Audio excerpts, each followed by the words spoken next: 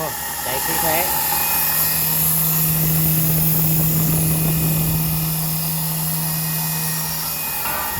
Một máy, tiếp cái này hai máy. Máy này chạy được thước 6 tấc mà đem chạy bãi này hơi phí.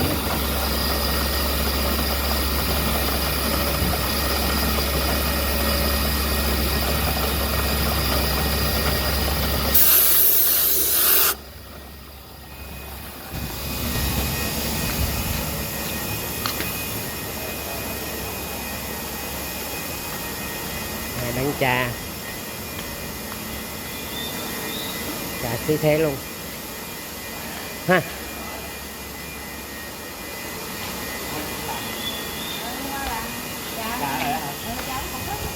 Đâu cái nào được, cái đằng này không kịp.